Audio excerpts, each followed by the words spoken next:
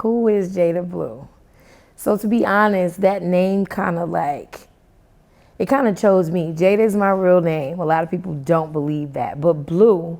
So I was saying like 2012, I wear like this blue hairstyle and it kind of stuck to me. So everybody in my hometown would kind of call me Blue. What inspires me? I would have to say just the black culture, and not like the present. I would have to say more so like the 90s and the early 2000s.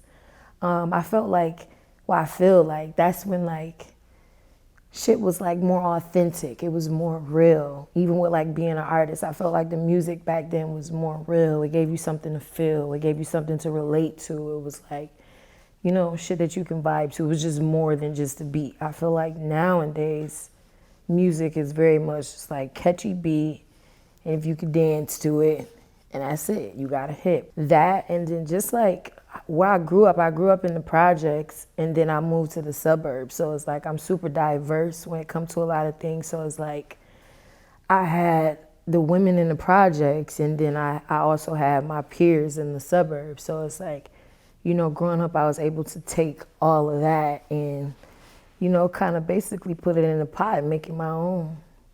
Thinking about like where I come from, and, you know, and also keeping in mind where I could end up, or where I know that I'm gonna end up. I feel like a lot of times, you know, like the city that I grew up in, you could get around the whole city in 20 minutes, you know? So it's like when I go home, everything is still the same. You know, I can go home and see the same people standing on the same blocks doing the same shit. You know what I mean? And that in itself is motivation to me, because it's like, I don't want to be that. I don't want to, you know, like I don't want nobody to come home and know like, yeah, I'm gonna see Jada here, or I know I'm gonna run into Jada. Like, nah, I don't want that. And I feel like with me transitioning and moving out here to LA, I feel like, you know, it was just something that I needed to see, because when I have conversations with certain people at home, you know, like certain things is unrealistic to them. And I feel like living here made anything seem possible. I feel like living in LA, nothing is impossible. You know, like that house on the hill that you want, like you can literally go hiking and see that. That car that you want, you can drive to the lot and you can see that. You know what I mean? So I feel like just knowing where I could be in my life, that's what kind of keeps me going. I think about, you know, the things that I witnessed as a child, and I just know that that's not the life for me. You know, everybody in my family, they kind of took like a straight path. So a lot of times I was like the black sheep, and a lot like my family would kind of feel like the things that I wanted to do was unrealistic. So it's like, you know, when I started chasing my dreams and shit, they kind of ended up turning into believers. And I feel like because I put myself out there, and because I believed in myself, and because I surrounded myself with those type of people, you know, like I realized that I don't have to live this kind of life. Like I can be who I want to be, you know? So that's what kind of keep me going, is knowing who I could be.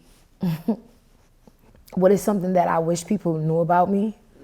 I would have to say, honestly, how intuitive I am, how spiritual and empathic I am, to be honest. I feel like a lot of people don't really get to see that side of me, and I feel like a lot of times that side is kind of hidden, because I feel like a lot of people kind of really wouldn't know how to perceive that from me.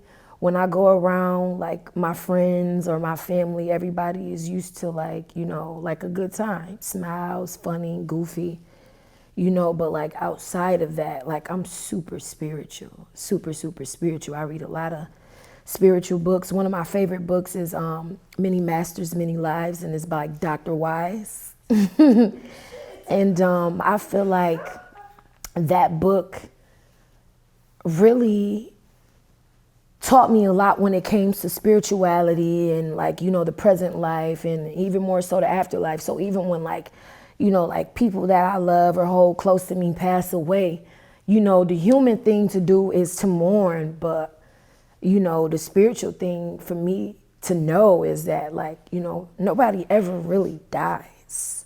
You know, I feel like energy is infinite. You know what I mean? I feel like people just transcend to a different dimension, and You know, I feel like as long as you keep people close to you, or you call on them, or you know, whatever you choose to do, whether you have an altar and you give them what they need, or you feed the spirit, or however you want to put it, you know, no, ultimately nobody ever really dies. And I feel like that's a side of me that people don't really get to see. They don't really know. And I feel like a lot of times they're not really ready for that. That's a conversation that a lot of people not really ready for.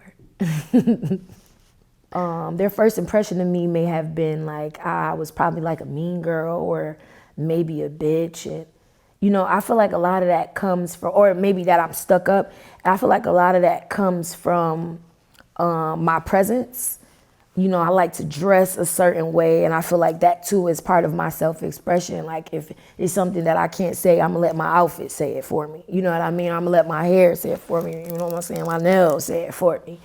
And I feel like, you know, people might assume certain things just because of how you look. And I feel like that's like the number one thing that people kind of fuck up at, is like, just because I dress a certain way or I carry myself a certain kind of way, like, don't assume certain things about me. Because I feel like, honestly, like, to know me is to love me, you know. So I don't know. I feel like when people assume that, I just feel like it's kind of like they lost. Like, you know, you kind of cheating yourself, you know.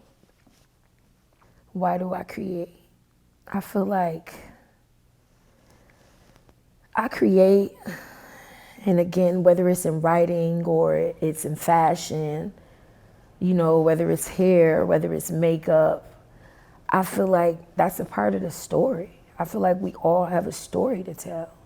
And I feel like if you don't create, you don't get to really put your version of your story out. You know, I feel like you don't want somebody telling your story for you. You want to be able to tell your own story. So me being a creative is me telling my story, you know. Most importantly, I feel like what being creative or expressive has taught me is to be myself. The thing with art, I don't care if you're an actual artist or a musician or a singer, a rapper. I feel like self-expression is very important, and I feel like we all have a story to tell. And I feel like you have to be very cautious and very fragile of your story, because, you know, this is what you're putting out to the world. It's how the world is going to perceive you. So it's like, if you don't mean something 100%, if you don't stand behind something 100%, if you're not educated on something 100%, don't put it out. You know, the music that I put out, and, you know, like with my EP that I have out, it's literally a story of, you know, what happened between me and my ex. And I feel like that's my truth. You know, and he might have his truth, but I have mine.